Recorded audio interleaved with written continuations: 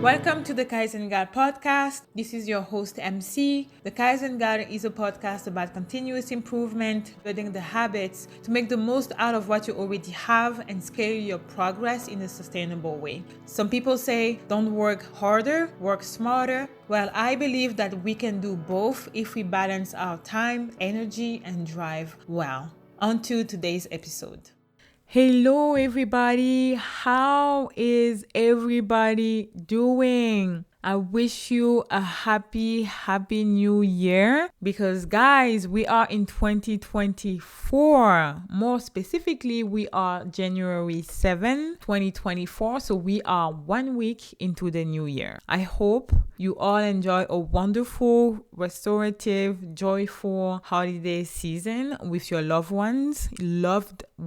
Wow, that's how I'm starting. Anywho, I hope you had a wonderful time, that you still have good energy, good vibes, and motivation for the year that is here. The reason I'm recording this episode specifically is because I have been thinking about doing it for the past 6 weeks, and I haven't come around to do so because I was looking for the perfect time, the perfect day, the perfect environment, and perfection never came, and it will never come. So here I am today. I wanted to give you a recap of what happened in 2023, explain at a high level how and why I went AWOL on the podcast, meaning that I haven't recorded a single episode in all of 2023, how this kind of step back from the podcast and other projects led me to think about what I wanted for 2024 and how my desires and my goals are going to impact the podcast as well. So let's get started with my recap of 2023. In 2023,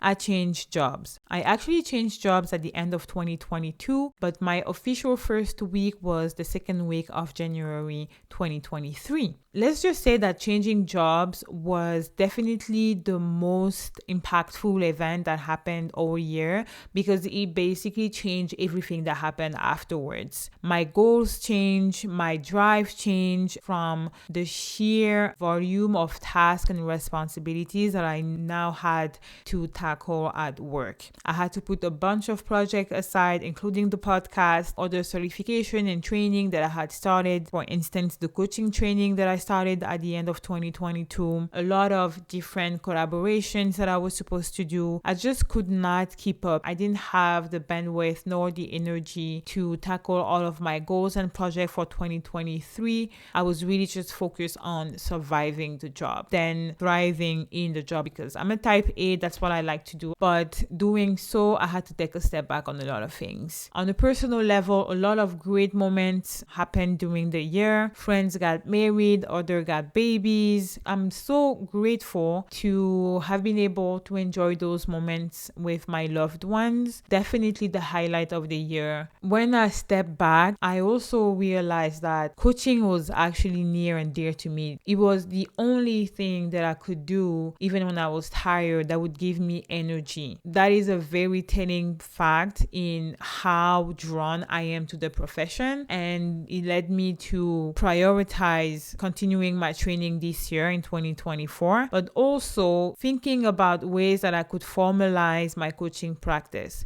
And I'm calling it a practice, even though I'm not certified yet, I'm in process. I'm calling it a practice because I've been coaching a lot of people. I first started by doing mentoring at my universities for recent and soon to be graduates, then went on to coach some of my friends. My friends started to recommend me to their own friends that I was like, guys, I need to start charging for that because I love it. I really do. I can talk about career and productivity and business for hours and hours, but I need to make sure that my time is valuable. It's not just me having conversation randomly. I thought, hey, why not formalizing that coaching? Why not just become a certified coach, but actually turn it into a business in a way that allows me to screen people that I can work with and make sure that I am giving my best to people who are actually motivated to transform their career, transform their businesses. Because a lot of people say that they want to do it, but when it is time to put in the effort, some people don't. So that's what's coming for 2024. 2024, me formalizing the career and productivity coaching and also formalizing the business consulting and business coaching. I stopped doing business consulting at some point, but now I'm realizing with the whole coaching thing, they all come together because it's all about supporting and empowering entrepreneurs and excellence-driven individuals to dare them to transform anything that they really want to do. How it's going to reflect on the podcast, meaning what you can expect here. I've already planned for 4 different series. The first one being personal branding. Why personal branding? I have noticed in the past 4 years that the way that I present myself online and in person has had a great impact on my career, on my credibility, and it has gotten my name mentioned in rooms that I wasn't even aware existed. It's a testament to me that personal branding, no matter how hypey people make it to be, when you do it consistently and when you are authentic as well, you can reap results from it. The second thing you can expect is career. I want to share the different tips and tactics that I have used myself that have helped me to really shape the career that I have now and that have most importantly helped me to times 10 my salary in the last 7 years. I do not want anyone accepting a job in 2024 and not negotiating, not just pay. We need to talk about those things. The third topic that I want to discuss is women in tech. In my job, I am often the only woman in the room, often the only millennial in the room, and I am often the only Black person in the room, which means that very, very often I am the only Black millennial woman. I have been asked by younger women and other women my age how it impacts the way that I present myself in those rooms, how I navigate those spaces. So I want to share the different things that I had to learn. Some of them have to do with personal branding, some of them have to do with career, but a lot are based on my experience as a woman of color in tech. The fourth and final topic is the MBA. I don't know if I can say that I've decided to apply for an MBA, but I've decided to prepare to apply for an MBA.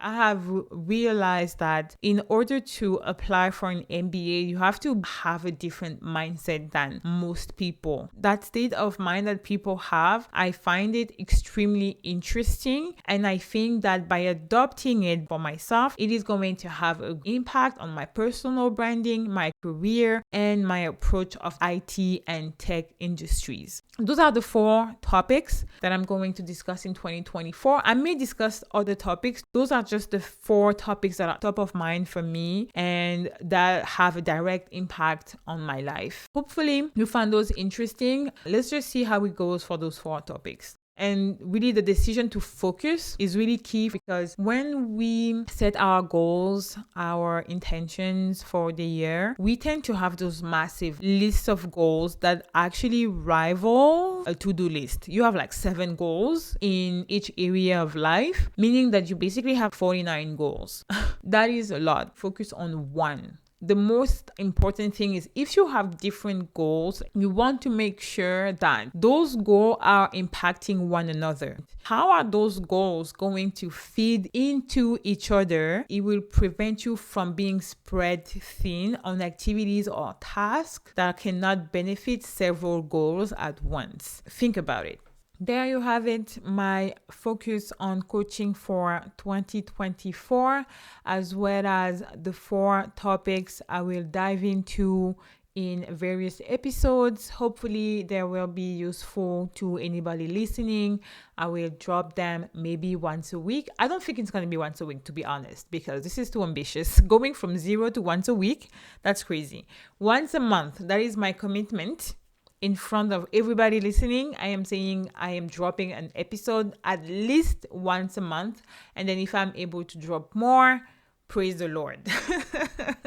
At this point, let me know what are the goals that you have, or maybe topics you would like me to cover in depth when it comes to personal branding, career, being a woman in tech, or preparing for an MBA, or any other topic really that you may have in mind. Take great care, and I will see you in the next one. I will not see you, but I will talk to you in the next one. Bye.